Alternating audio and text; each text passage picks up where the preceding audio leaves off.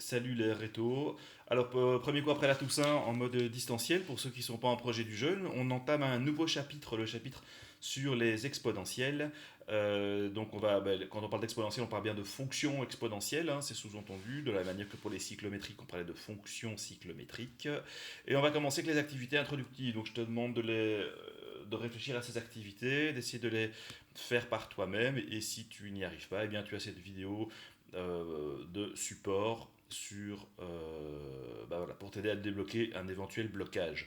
Donc pour la première activité, on considère une feuille de papier d'une épaisseur de 0,1 mm, une épaisseur assez réaliste encore pour une feuille de papier, et on imagine qu'on plie cette feuille en deux, et puis on plie la feuille encore en deux, et encore deux. Donc tu te rends bien compte qu'à chaque pliage, l'épaisseur va être multipliée par 2, d'accord. Évidemment, c'est pas possible de faire des pliages à l'infini, puisque chaque fois que tu plies la feuille en deux, la longueur est divisée par 2, puis la largeur est divisée par 2 successivement, donc à un moment donné, c'est plus possible de continuer de faire un nombre de pliages infini. Mais imaginons que tu puisses faire, c'est une expérience de pensée, imagine que tu puisses faire un nombre énorme de pliages sans que ce soit physiquement un problème.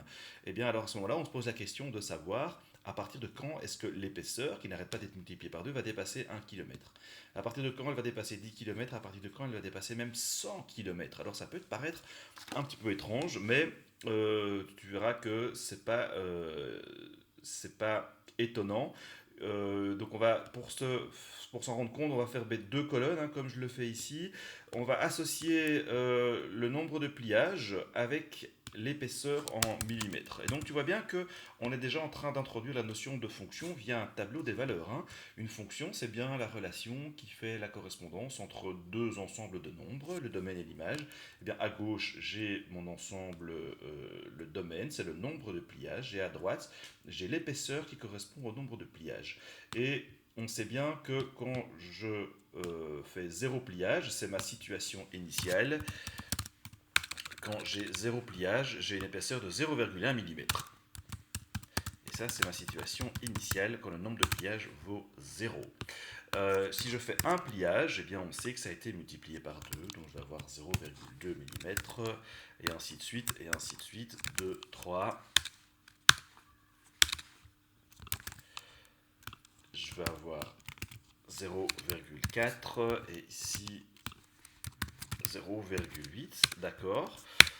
Voilà, donc ça c'est un petit peu pour te familiariser avec le phénomène qu'on étudie. Donc jusque-là, mais tout ça est très naturel. Alors moi je vais quand même rajouter une deuxième colonne ici, colonne à droite, clac. Je vais fusionner ces cellules ici, clac.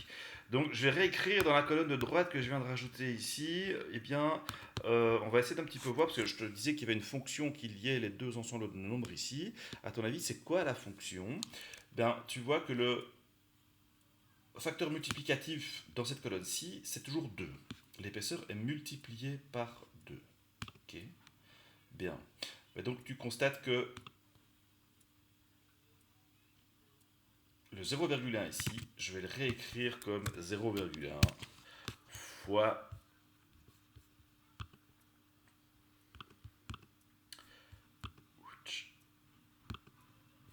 Alors désolé pour la petite interruption, c'est le 0,1 fois 1, d'accord. Donc je vais vraiment expliciter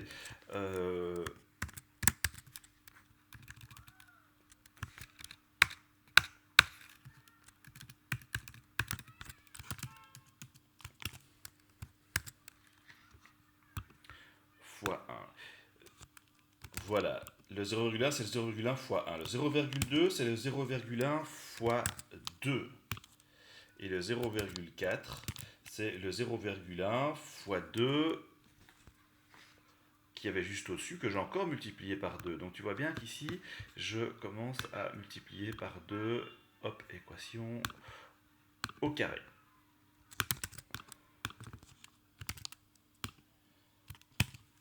Ça va? Donc le 0,1 fois 2 au carré vient de où? C'est le 0,1 fois 2 juste au-dessus que j'ai multiplié par 2.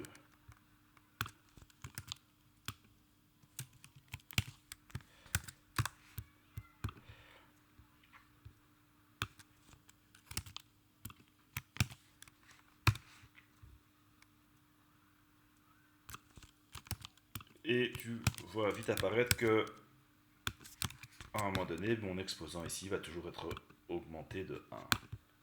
Voilà, donc pour le dire, parce que je suis en train d'écrire en même temps, maintenant tu vois bien que ma situation de départ, c'est le 0,1.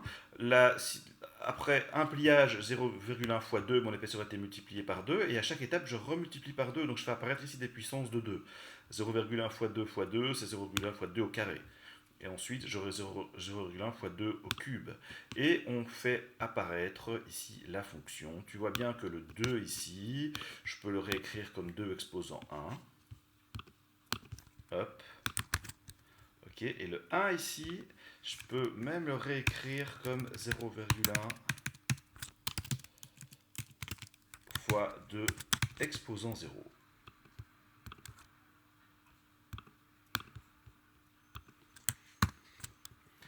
Et une fois que tu as compris ça, eh bien, tu as compris le phénomène qu'on est en train d'étudier. Voilà, parce que je vais mettre ça ici en rouge pour bien faire apparaître. Tu vois que quand j'ai 0 pliage, mon épaisseur c'est 0,1 fois 2 exposant 0. Quand j'ai un pliage, l'épaisseur c'est 0,1 fois 2 exposant 1. Quand j'ai 2 pliages, l'épaisseur c'est 0,1 fois 2 exposant 2. Quand j'ai 3 pliages, l'épaisseur c'est 0,2 exposant 3, etc. etc. Ok. Et une fois que tu as compris ça, eh bien, en fait, on a compris à quoi ressemblait la fonction qui liait la colonne de gauche avec la colonne de droite. Alors, on n'a toujours pas répondu à la question de départ, hein, mais on a bien compris ce qui se passait. Donc, tu vois bien que ici, à un moment donné, si j'ai T pliages, eh bien, qu'est-ce que je vais avoir ici comme épaisseur? Je vais avoir à la situation initiale 0,1 fois 2 exposant T.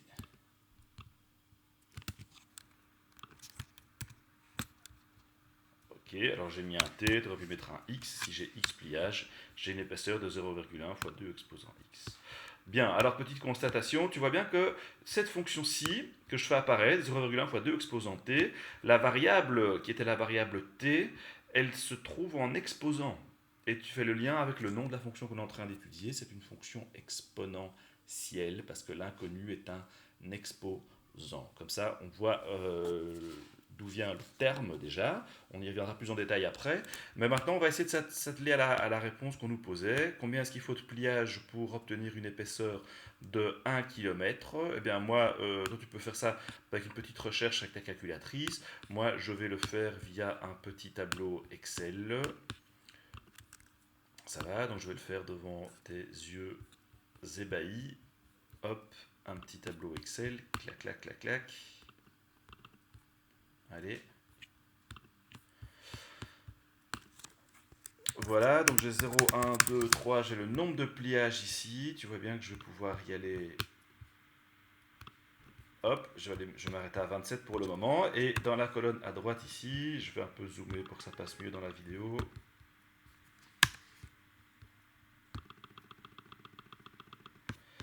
Ici, je ne sais pas si tu es familier avec Excel, mais comme ça tu vois aussi ces manipes, ça peut être intéressant. Tu vois bien que quand j'ai 0 pliage, j'ai une épaisseur de 0,1. C'est ma situation initiale, mais j'ai aussi montré dans mon exemple que je pouvais multiplier ça par 2 exposant 0. Et tu vois bien que en Excel, l'exposant, c'est le petit sourcil ici. Ça, c'est le signe pour l'exposant en Excel. Et le 0 ici, ben en fait, c'est quoi? C'est mon nombre de pliages que j'avais à gauche. Alors, en Excel, je peux faire référence. Tu vois que je vais aller cliquer sur la cellule qui m'intéresse. Et donc, ce qu'il y a dans la cellule E5, c'est 0,1 fois 2 exposant ce qu'il y a dans ma cellule D5. C'est pour ça que Excel est un outil de calcul très puissant, comme ça en même temps je te montre un petit peu comment ça fonctionne. Et donc pareil, je peux dire que le 1 ici, c'est égal à 0,1 fois 2 exposant, petit sourcil, exposant le 1 ici. Oups, exposant 1 ici. Ok. Donc tu vois bien qu'ici j'ai utilisé la fonctionnalité de fonction dans Excel. Je peux introduire ma fonction soit dans la barre f de x de fonction que je suis en train de te montrer ici. Au choix, tu vois bien qu'elle apparaît ici. Je peux aussi écrire, enlever le égal, etc. Ou bien je peux l'écrire directement dans la cellule.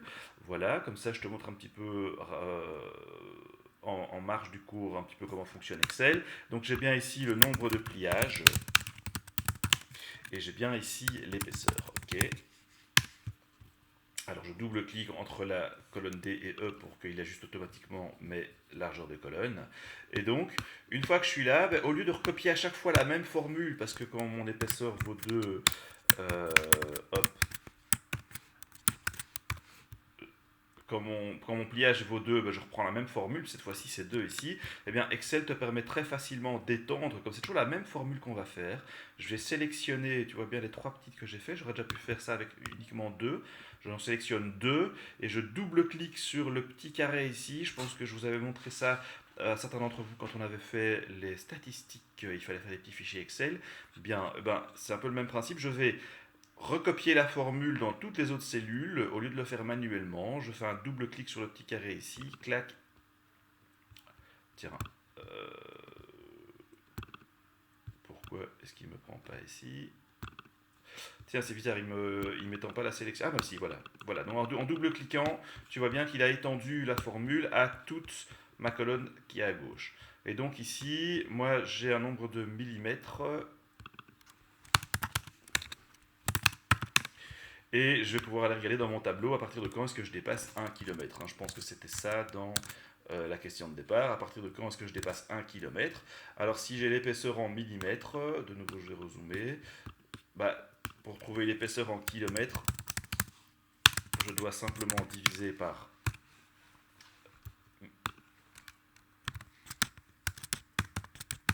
1 million. Ok, 1, 2, 3, 4, 5, 6, ça va, puisque 1 km c'est 1 million de millimètres. Il y a 1000 millimètres dans un mètre, et puis 1000 mètres dans un kilomètre, 1000 fois 1000, 1 million. Et de nouveau, en kilomètres, mon épaisseur initiale c'est 1 millionième de kilomètre, c'est le 0,0001 que tu vois ici. Et si j'étends ma sélection, de nouveau avec le même principe, tu vois bien que j'ai simplement double-cliqué sur le petit carré qu'il y avait là, ça a étendu ma sélection, donc il a refait le calcul, et je vais voir à partir de quand je dépasse 1 km, et bien tu vois que entre le 23e pliage et le 24e pliage, j'ai dépassé le 1 km. J'étais ici à 0,838 km, j'étais à 838 mètres après 23 pliages, je dépasse 1 km après 24 pliages, ok. Donc on dépasse 1 km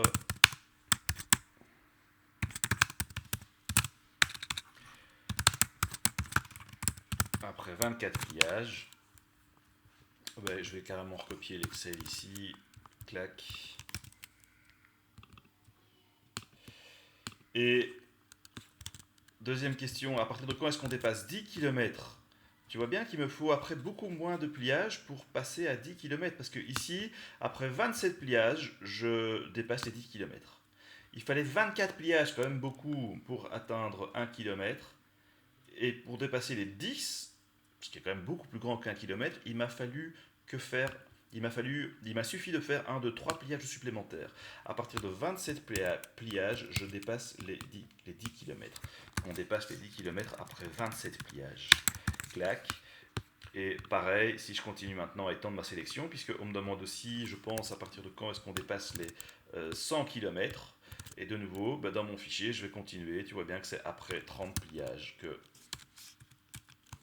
on dépasse les 100 km.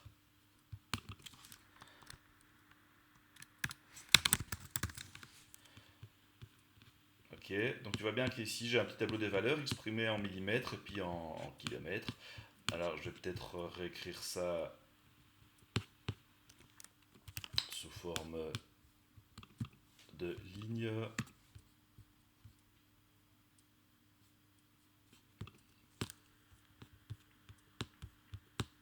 Bon, je ferai ça après. Quoi qu'il en soit, on a ici la réponse à notre question. Hop, je vais copier ça dans mon fichier ici.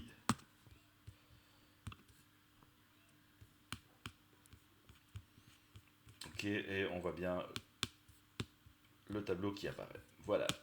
Avec ça, on a répondu la première activité. On a fait la première activité. On a répondu à la question soulevée dans la première activité. Il y a plusieurs observations qui sont assez intéressantes à faire. Mais donc, On a fait plus que répondre à la question, hein, parce que pour établir le tableau des valeurs, on a même mis en lumière la fonction sous-jacente, et on voit bien qu'on a une fonction exponentielle. Pourquoi exponentielle? Parce que la variable t ici, le nombre de pliages, apparaît dans la formule, la variable t apparaît à l'exposant, comme je l'ai déjà dit. Et donc on a dégagé la formule d'une exponentielle. Ça c'est assez intéressant, ça n'était pas spécifiquement demandé, mais on l'a quand même. Et on a aussi un constat assez intéressant par rapport aux fonctions exponentielles, si je reviens une petite seconde dans mon Excel, c'est que ça monte très très rapidement, d'accord? Tu vois bien qu'il a fallu 24 pliages pour dépasser 1 km.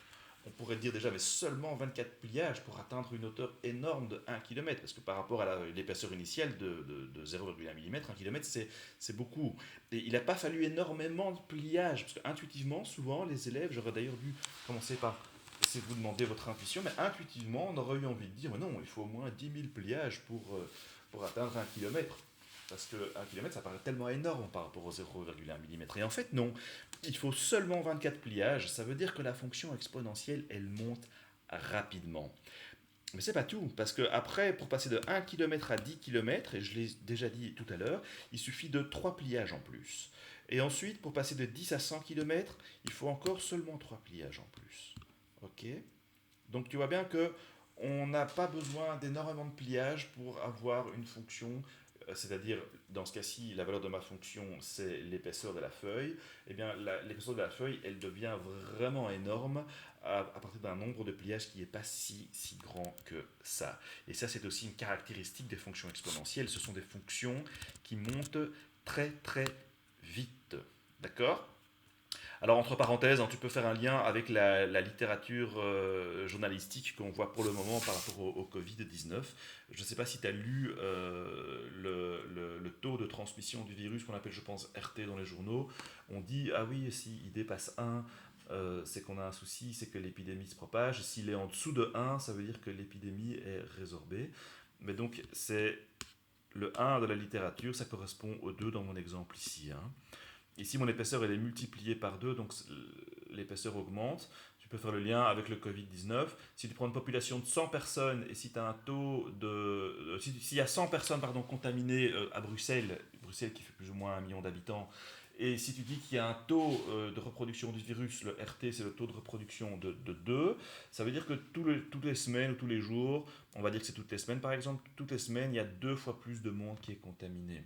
D'accord? Ça veut dire que si tu as 100 personnes le lundi, après une semaine, si ton taux de reproduction, si le RT est plus grand que 1, tu auras plus de monde contaminé après une semaine. Si ton RT vaut 2 par exemple, si tu as 100 personnes le lundi, tu auras 200 personnes le lundi d'après, tu auras 400 personnes le lundi d'encore après, et ça va être à chaque fois multiplié par 2, et tu vois qu'à un moment donné, le nombre de personnes contaminées explose. C'est pour ça que dans la littérature, dans les journaux, c'est très important de surveiller ce taux de reproduction. S'il est au-dessus de 1, ça veut dire que de semaine en semaine, le nombre de contaminés va augmenter. S'il est en dessous de 1, le nombre de personnes contaminées a plutôt tendance à descendre. Voilà. Donc je ne m'attarde pas en détail sur cet exemple-là, mais comme ça, tu fais le lien avec ce que tu peux lire dans la presse sur la propagation exponentielle. Tu as peut-être pu lire aussi dans la presse qu'il y avait une propagation exponentielle de l'épidémie. On peut parfois dire ça aussi sur les utilisateurs de Facebook à l'époque, entre 2007 et 2015, je pense, quand Facebook a vraiment commencé à exploser. Eh bien, le nombre d'utilisateurs de Facebook avait aussi une croissance exponentielle, c'était quelque chose de très rapide. Mais donc, on reviendra sur ces notions un petit peu plus tard. Mais donc voilà, c'était juste en guise d'intro pour la première activité. Là, j'ai déjà passé pas mal de temps, donc je vais peut-être m'arrêter ici. Comme ça, je fais activité par activité.